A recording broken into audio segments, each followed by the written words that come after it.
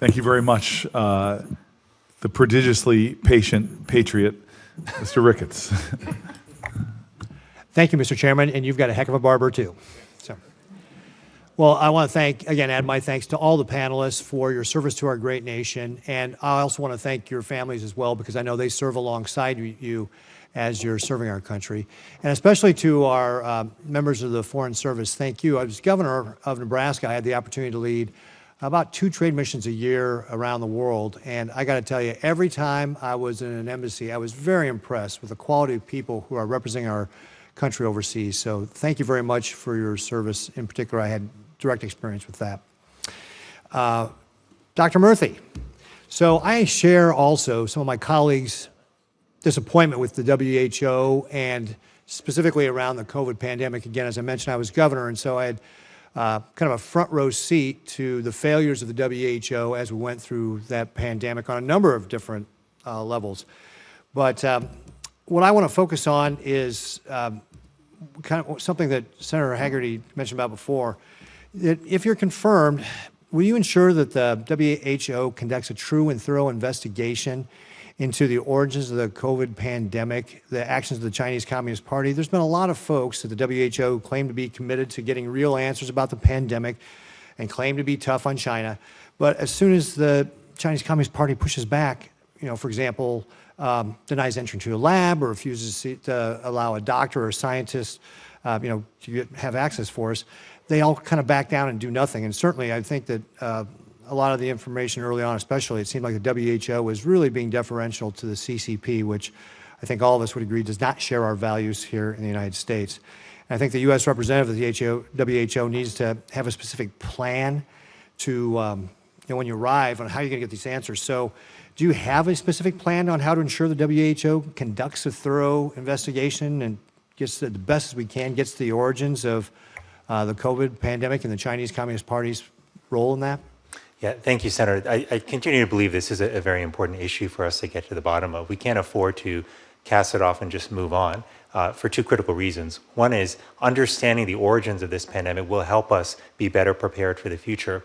But there's also, to me, an equally important principle at play here, which is that if we are truly in the era of global health, we need to be a global community. That means we all have to be transparent, open, and cooperative. And it can't be allowed for one nation to not be transparent, to not allow a thorough investigation with integrity to take place. That doesn't only put at threat our ability to understand COVID, but it puts a threat, I believe, our ability to be effective and demand transparency from all countries in future responses. So if I have the opportunity to serve, this is an issue that I would press as an executive board member. I would work together with our other colleagues in the administration who also feel strongly that we need to get to the origins and the bottom of the story about COVID origins. And this is something I would look to engage directly with the director of the WHO on. So you don't have a plan quite yet. You're going to, if you're confirmed, then you'll work on a game plan together about how we tackle this problem of getting to the origins of COVID? Well, is that what I hear you saying? Well, this has certainly been an issue that my colleagues who are currently engaging with the WHO have been engaged with the leadership there on. And what I would look to do if I start in this position, as I have done in prior positions, is first understand those conversations, understand where we're not making progress, and then lean in to those areas so that we can ensure that we have a robust engagement with the WHO and we are pushing this agenda on a full investigation. So what's your thoughts on how we get the CCP to be responsive and be transparent? Because obviously, if indeed it was from a lab in Wuhan, they're the ones that have the data. How do we actually get them? Do you have any thoughts on how we can get them to cooperate? Well, Senator, I think that is the delicate and work that we've got to do when it comes to both our diplomacy, but also thinking about the sort of measures that we take in putting these global agreements together to ensure that they have teeth. I think there are certainly measures that have been discussed, over the last couple of years, we're learning from this experience, where we have to, again, ensure that there are consequences for a lack of cooperation, lack of transparency.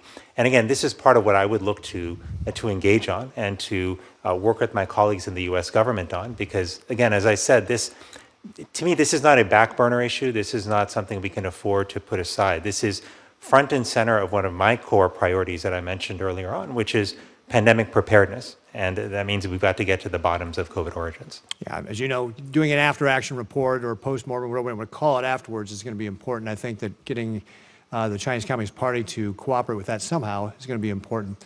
I'm out of time, but I would note, Ms. Tremont, you're the only person who hasn't been asked a question here today. I feel bad. I don't even have a question for you, but just thought I'd recognize you here since everybody else got to talk in the panel and you showed up, got dressed up for nothing.